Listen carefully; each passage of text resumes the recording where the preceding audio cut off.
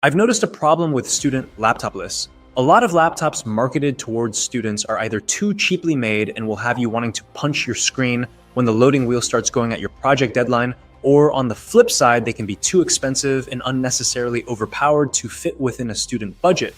That's why today I'm breaking down the top 5 student laptops, including some surprising options that actually hit that sweet spot and over-deliver performance at their modest price points. And of course, links to all the best deals are in the description. We're starting off with Lenovo, a tried and proven brand among students and professionals.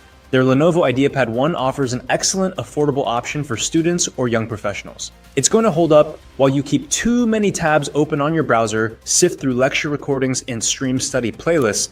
The Lenovo IdeaPad 1 won't win any endurance awards, but it's dependable if you manage your day right. In real use, expect 5 to 6 hours of browsing, note-taking, and video calls, long enough for a typical class schedule. Keep brightness in check, and you can stretch it toward 8 or 9 hours during lighter tasks, like streaming or document work. And when you do run low, Rapid Charge Boost can give you about 2 more hours from a quick 15-minute plugin, making it easy to top up between lectures without carrying the charger everywhere. It's not going to be a good option if you're dreaming of serious video editing or hardcore machine learning models, but if you just need something reliable that wakes up every morning ready to tackle papers, spreadsheets, and presentations, the IdeaPad 1 is a smart starter. And next is the Acer Aspire 3, which is still friendly on the wallet, but it feels a bit more grown up in size, speed, and keyboard. The 15-inch display means you can run a lecture video on one side and your essay on the other without squinting. Yes, it's a bit bigger in your bag. But if you're typing for hours or crunching numbers, the extra space is worth it. You can choose between a number of AMD Ryzen chips when purchasing the Aspire, and this is a bit better than you'd expect at the price point. They're all going to be able to juggle a dozen Chrome tabs, Spotify, and your Notes app without wheezing. It's not a gaming rig, but for day-to-day student life, it's comfortably fast. The 8 GB of RAM and 256 GB SSD are enough for school projects, though if you're editing video files, you'll want to step up in specs. Battery life is a quiet win here, around 8 hours of mixed use, so you can make it through classes and a library session before reaching for the charger. Plus, you get a full keyboard with a numpad, which can be a sneakily helpful feature for business, finance, and science majors. The screen quality is fine. Sharp enough for work, decent for Netflix, but not color accurate enough for design or photo students. Build quality is better than you'd expect at this price, with a clean, no-frills look.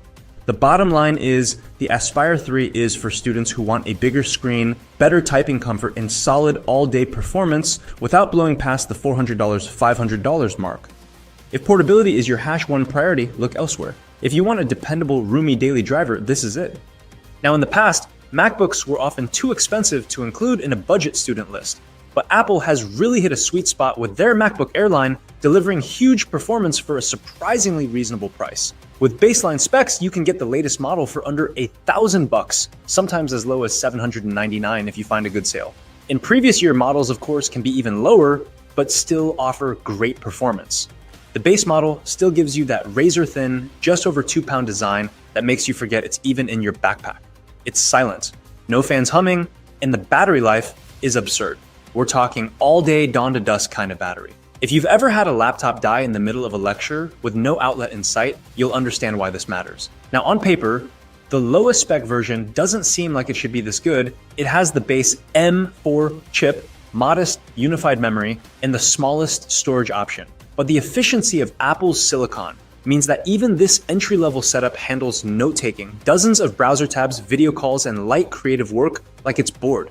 For students in writing, business, or even light photo video editing, it's overkill in the best way. Like if you've seen or used the M1, M2, or M3 MacBook Air, here's the quick comparison. The M4 is faster, more efficient, and just a bit more future-proof. The jump from M3 to M4 isn't as dramatic as the leap from Intel to Apple Silicon, but it's enough to make multitasking smoother and give you a few extra years before you start feeling behind. If you want to save some cash, honestly, any of the M-chip series MacBook Airs should offer more than enough performance for most students. Of course, Apple will happily let you select more memory and storage. And if you plan on doing serious creative projects or want this laptop to last half a decade or more, bumping the memory, storage, and/or GPU can definitely be worth it. But if you just want a silky smooth, feather-light, dependable laptop for campus life, the baseline model is already excellent. All right, let's talk about the Asus VivoBook 14. the one in this lineup that really wants to win you over with its screen.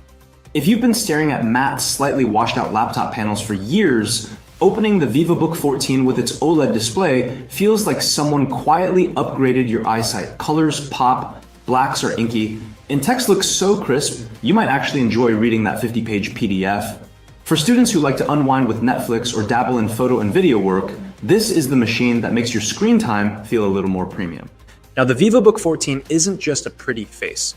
Under the hood, you can spec it with modern Intel Core chips. Guys, even in its more affordable configurations, it's quick to open apps, juggle browser tabs, and handle your day-to-day coursework without drama.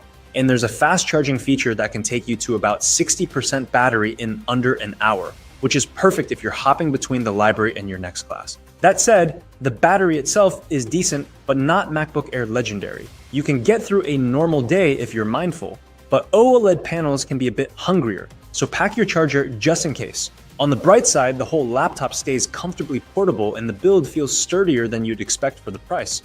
It's also got a few student-friendly touches, a privacy shutter for the webcam, a surprisingly comfortable keyboard for long writing sessions, and Wi-Fi 6 for smoother connections in crowded dorms. If you're a design student, a media major, or just someone who values a display that makes even spreadsheets look better, the VivoBook 14 is a strong contender. It's not aiming to be the most powerful or the longest lasting. It's aiming to make everything you look at feel just a bit more enjoyable. If the other laptops we've talked about are competing for style points, the V15 is showing up in work boots and getting straight to business. It's a straightforward 15-inch laptop with no gimmicks, just a solid build, a big enough screen to comfortably run 2 windows side by side, and a full-size keyboard with a number pad for anyone doing a lot of data entry, finance coursework, or statistics. Performance-wise, you can get it with up-to-date Intel processors that will cruise through essays, research, video calls, and even a bit of light creative work. It's not going to compete with the MacBook Air or a higher-end Windows machine in raw speed, but it's perfectly fine for 90% of the tasks a typical student throws at it.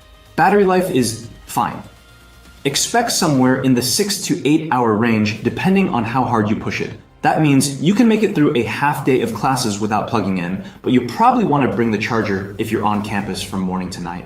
Where it really earns its keep is in practicality, plenty of ports so you don't have to live the USB-C dongle life, an easy to service design if you ever want to upgrade the storage or memory down the road, and a price point that leaves more room in your budget for, actual food. The V15 isn't about flashy features or cutting-edge design. It's about being reliable, roomy, and ready for work. If you're the type who prefers a straightforward machine that you don't have to baby, this one will quietly put in the hours without complaint. If you found this helpful, give it a like. It really helps the channel, and hit subscribe so you don't miss the next guide. Thanks for watching, and good luck in all your classes.